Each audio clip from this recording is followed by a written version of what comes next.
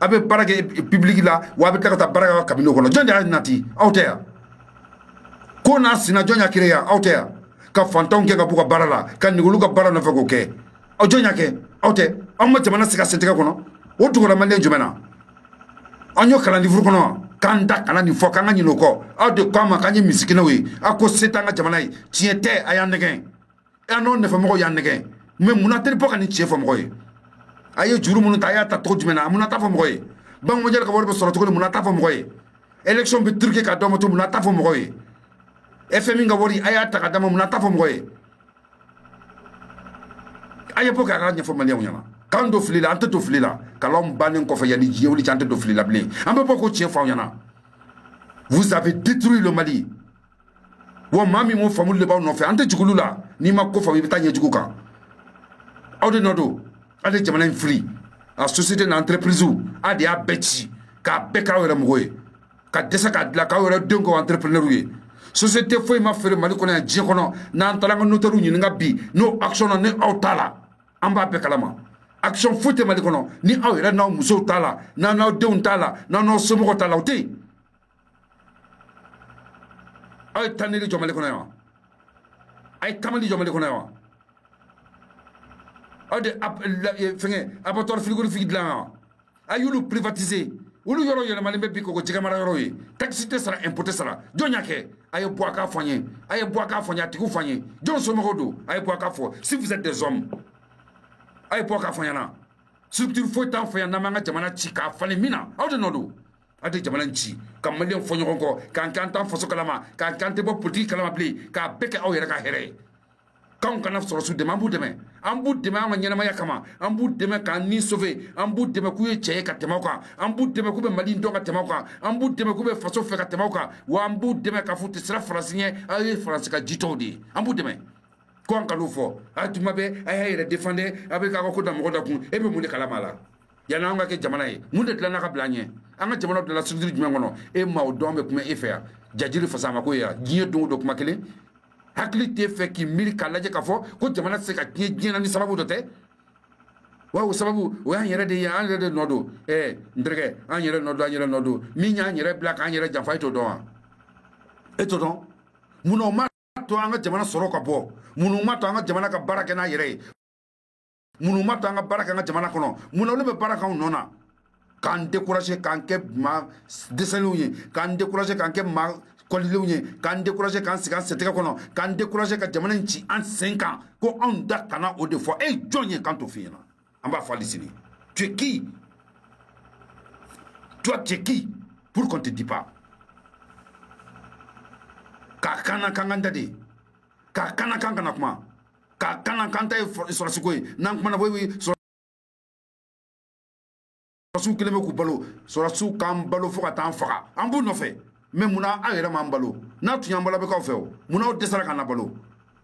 imani faso ta dron way u tsonan de lobete dama mi mino ko se ya do ki sonendo ne de barajugo kele ni mo ko wule ba kapti barade suno ne ma femine ta do ko mo ko balo de no mo yo fanye yaw kangara surasu ko jeluye ko surasu be kansara wulu tala kana surasu de me katema on yera ka anyu nyilinga ngo yala o kuma do dilembu yera fana ma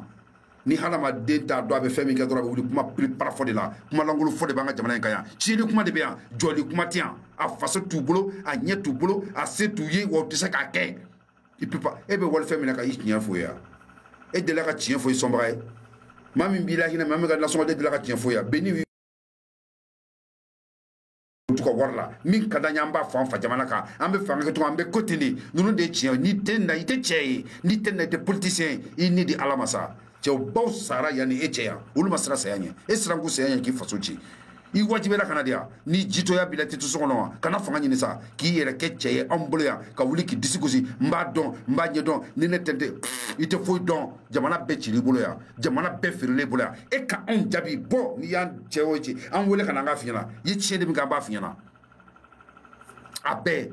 ka jamana fila senga loi foi matanga jamana ka de 2000 jusqu'à nos jours doit min tara jena ka ye here se malima abe malichi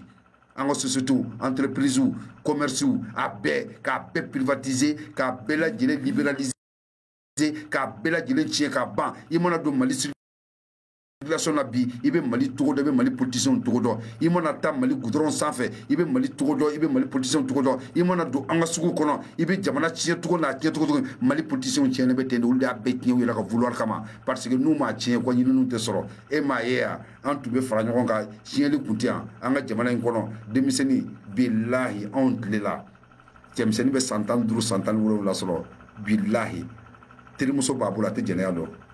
billahi awɔ jamana in kɔnɔ o kɛra yan musomanninw bɛ san 18 san 19 sɔrɔ u sɔgɔ ma bɔ o kɛra an ka jamana kɔnɔ yan awɔ anw y'olu ye anw kɔni ye denmisɛnninw an y'olu ye an ka jamana in kɔnɔ yan mais bi bi in na den san 10 a tilalen bɛ fɛn bɛɛ lajɛlen na mun kosɔn i taara fɛn min ta n'o t'i fɛ dɛ o de n'o kolokolo yan alors sugu yɛrɛ ka jamana ka tigi aw sera ka programme jumɛn bɔ ka kanale ka image teni ka na film kuntan bɔ an ka jamana kan a sera ka kanga jumɛn d'a kan jɔn b'i faso kanu ka k'i faso ɲɛmɔgɔ ɲini ka tila k'i faso ci k'e politicien ye e tɛ foyi ye politique kɔrɔ ye fɛɛrɛ de ka fɛɛrɛ tigɛ ka ɲɛnamaya dilan ka fɛɛrɛ tigɛ ka denw ladon ka ɲɛ ka fɛɛrɛ tigɛ pour que jamana hadamadenw bɛ se ka lafiya ka fɛɛrɛ tigɛ ka dimi bɔ jamana kɔnɔ ka fɛɛrɛ tigɛ bɛɛ lajɛlen ka se ka hinɛ aw y'o jumɛn kɛ anw ye diɲɛ kɔnɔ a y'o jumɛn sabati jamana in kɔnɔ yan o den joli joli ka projet tiɲɛna aw sababu la yan o den joli joli ka avenir tiɲɛna aw ɲɛna yan o jeune diplômé sans emploi joli joli wulila ka bateau ta ka terrain ta ka taa sa kɔji sanfɛ aw tɔgɔ la yan o dugu joli joli kɛra drogue feere jamana ye aw bolo yan o dugu joli joli kɛra prostitution kɛ jamana ye aw bolo yan o dugu joli joli kɛra banditisme développé aw bolo yan munna aw tɛ bɔ ka ni tiɲɛ fɔ maliyɛnw ye aw dɛmɛbagaw tɛ bɔ ka ninnu fɔ an ye aw ye jɔn ye vous êtes qui k'an bila an k'an faso ci aw tɔgɔ la k'aw ye jɔn ye n'a ka d'aw ye ni fiɲɛ y'aw ta ye an kana nɛnɛ kelen an ka jamana kɔnɔ bilen n'a ta ye dugukolo ye a y'a meleke an kana tagama bilen n'aw ta to ye a b'a to an bɛ kuma an faso tɛ ci jarisi fɛ k'an ka sigi k'i filɛ k'an ka jamana fɛn bɛɛ ta k'a don aw yɛrɛ tɔgɔ la k'a bɛɛ kɛ aw yɛrɛ ta ye anw de y'aw kɛ mɔgɔbaw ye aw tɛ mɔgɔba ye an y'an cɛ ka bɔ aw kɔrɔ a kɛra maaninw ye a bɛ nin de kun anw b'aw mara yan sɔrɔsiw b'aw mara yan général Assimi Goïta 100 ans, Sadio Kamara 100 ans, Ablaye Maïga 100 ans, Diaw 100 ans, Modibo Kone 100 ans, Daoud 100 ans, Sambi Woro, Aye Sambi Samani Sansabakana, nous nous Sambi Woro Daukaya, Anjena Nautaï, Wamborala, Anjena Kadi Numa, Ambe Fen, Anga San Numbolosan Nautenyoya Lahara Tchiche. Ambao Sikao Kalfa Mronaya, Ambao Bek Kalfa sur ce groupe là, ni Bakuika, ni Takuamba Deika, Jamana Odi. N'importe la démocratie, définition d'Ama. La vraie définition de la démocratie, c'est la dictature du plus fort, de la majorité. Démocratie, il faut la noter. Autre chose, vous faites la nyonga, majoritairement, quand on barre au fil de la Moussalana, vous faites la nyonga, quand on essaie au Maf Salana, vous faites la nyonga, quand on a Jamana Turu Juru, on m'a fait Fayana, au Konabi, Alaye, c'est dit enfant. Tant que ce pouvoir légitime de l'imposition de la volonté du peuple, c'est la vérité du mal sur le mensonge. Alors, cette démocratie-là, nous allons imposer sur ces hommes politiques. C'est banni pour la politique dans notre pays. C'est à nous de reprendre les volets politiques dans notre pays. Politique sur le foyer. Démocratie voulait que tu aies un nègre. Aïe na panel ka ya taputé ka partenaire de afoyna. Démocratie voulait que tu aies djebe mindon. Démocratie voulait follow mimbeka comme ça démocratie B. Ça c'est la démocratie directe. La volonté du peuple pour le peuple, du peuple et pour le peuple. Ah oh, c'est ça. Beka focus sur la soudo, c'est ça la démocratie. Mais diété ni fait. Ou ka pétrole tient, ou ka lithium tient, ou ka lignite ten kono, ou ka gaz ten kono, ou ka pétrole ten kono, ou ka imposition ten kono, ou tuna juru douana kaseka nin kono. Ou de koso ni mandu ou ten ni fait. Mais nin kelen de bouka be appliquer ou fait. Démocratie directe ou be quand on déna manquant. Démocratie mimbe bi ni be fierté sur nae. Ça c'est la démocratie mixte. Parti bembolo itabe jamana kumana nde parti lao itabe jamana kumana ni idéologue yo ndabe jamana kumana ni fem minye ibe pui faso kumana. On appelle ça la démocratie mixte. O de be djebe o de ka boni djebe la teta o de be fambe fe wa nga mo fana ko de ban fe yande ne Isaya foyo shu no tetien autant fe yan. Démocratie vous voulez de banga jamana kaya. On appelle ça la démocratie représentative. C'est dans la démocratie représentative que les candidats, des hommes politiques, créent les partis politiques pour eux, leurs voisins et leur entourage. Et raison pour laquelle dans la démocratie représentative, on retrouve les partis politiques à l'effigie d'un seul homme. C'est lui le bailleur du parti. Faut y aller détail. hali de bɛ se ka kɛ candidat ye élection kɔnɔ san caman b'a tɛ wuli ka bɔ yen maa wɛrɛ t'a remplacer parce que c'est lui qui finance le parti. C'est ça la démocratie et représentative. Et c'est cette démocratie représentative qu'aujourd'hui que l'impérialisme s'accroche vite pour détruire nos nations. Parce qu'au bas d'un parti qui me flatela,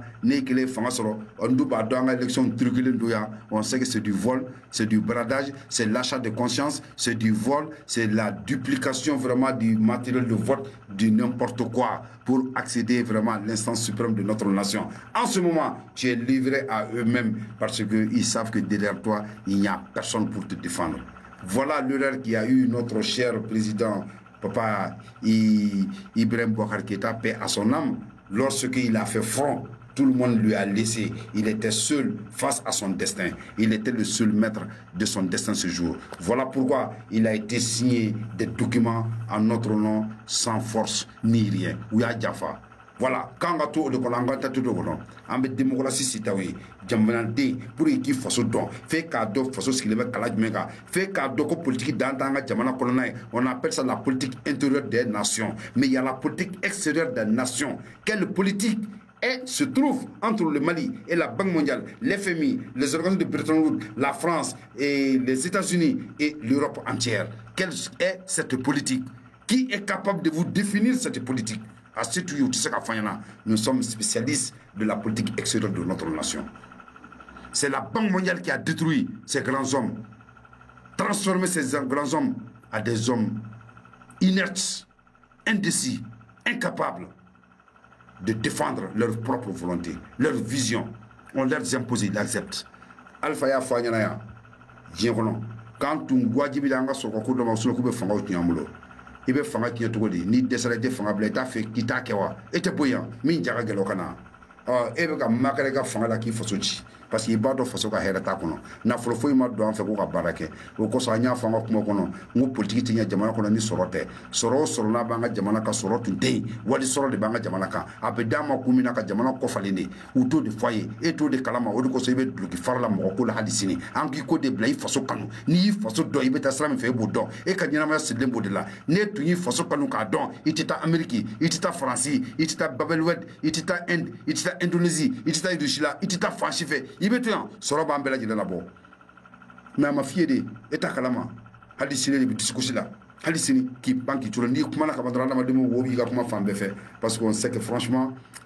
hali n'i ye misi kura minɛ ka zun don a kan na ka taa bila foro kɔnɔ sɛnɛ na a tɛ tɛmɛ o kan parce que i bɛ kuma ko la a dɔnniya t'i la a faamuyali t'i la a kodɔn t'i la a lakalicogo ɲuman yɛrɛ t'i bolo parce que i tɛ se ka nkalon mɛn k'i ye k'o kɛ tiɲɛ ye politicien m'anw jaabi e bɛ se k'anw jaabiya e b'i ta kɛ sɛbɛnni de k'a fɔ nin tɛ tiɲɛ nin tɛ tiɲɛ dalu jumɛn b'i bolo ko nin tɛ tiɲɛ i mɛnna ka min mɛn min fɔra e b'i t'o ta k'o sanga o ma e delila ka nin min tulo la n y'o de f'i ɲɛna n ko maa o maa n'i ye politiki kalan Mali politicien kɛrɛfɛ tɛ politicien ye e tɛ se ka kuma politiki kan parce que o tigilamɔgɔ e dalen bɛ min na i ka mentor ale bɛ dɛsɛ yɔrɔ min na a t'o f'i ye diɲɛ kɔnɔ pour que i kana tigɛ ale la an dun b'o dɔw bɛ dɛsɛ yɔrɔ min na kuma to an n'o cɛ sa i k'i sigi k'a lamɛnni kɛ bani il faut être curieux ni curiosité nana i la dɔrɔn i bɛna na dɔn k'a fɔ ko janga ɲɛmɔgɔ dɛsɛlen don olu ye cɛya dɔ de ye ni dɛsɛra i b'a bila an y'o fanga tigiw ye an y'o jamanaw ye démocratie tiɲɛna u ma se ka fɛn kɛ u y'a dɔn k'a fɔ k'u tɛ se ils ont démissionné e Mali politicien bɛ ka démissionné u b'a bɛɛ lajɛlen na u k'u ka sɔrɔ kɛ dɔrɔn u b'a gouvernement bɛɛ kɔnɔ u k'u ka sɔrɔ kɛ dɔrɔn u b'a wuli ka jɔ bɛɛ lajɛlen na u k'u ka sɔrɔ kɛ dɔrɔn n y'a fɔ Maliens ɲɛna n ko il y a 3 pouvoirs dans chaque nation mais ni politicien kegora a bɛ 3 fɔ ɲɛna ka 1 dogo aw la ale yɛrɛ jigi y'o 1 de o jumɛn pouvoir l'exécutif pouvoir judiciaire et pouvoir législatif de démocratie et la séparation de ces 3 pouvoirs, c'est ce qui fait la démocratie dans les pays. Mais moi je dis le contraire, je dis qu'aujourd'hui il y a 4 pouvoirs dans chaque nation. Il y a l'exécutif, il y a le législatif, il y a le judiciaire et il y a le pouvoir du peuple. Ou tout foyer, mais dominant nous et la majorité faille, ou bien le cours de ma canal, la boca au black enama, ou de me faire oublier. Est-ce que vous avez de quoi la force bala, ou à bi, en haut force de tapis, ou l'autre tête, en y'a qu'à force ou qu'à 10 sur la souma, quand y'a tout massa, au dricon ou là, à ta pour en nous l'ignorant, ayam bla. Ayan toro ne balmo ini ma jera san bisabani san saba amma son tigala nyiri la ki bisigi soni tige aye ka to yani ka nyama ya to cha tsaka fo yire la tuguni anyu bla pew u duru nono antambashi balmo akana complexe la de akana kaba mashima u nu no famo nu ma jena ko mu masongana u no famo ka ngole ortemna u ka ngole plateau boka angata dibala politique kuma tubabu kan ba fo do doa kolokolo discours kala le nyana yawa anga nyimo kolokolo discours kala utara fo fa mbefe discours nyamunya jamana politique foto nyuma ti mogola politique ba en faire politique ba en faire e bse ka politique ka soroti la e bse ka politique ka balo war daflo jumana politique mi be bolo mi me war de manoto table ti time blay kuma ni ba ka war di ma jana be munenya ne ko e bi nege tugo di jena ka doko ngalo de be nu dade e ti sa famille ke e ngolo jifle ne ya e ngolo jifle ne e ti se ki ka nyana mayat la e ta doko c'était nu nye e ta doko nu se fouille là les politiciens merde se fouillent la rien ils ne savent absolument rien que de bouffer fouille ou tu sais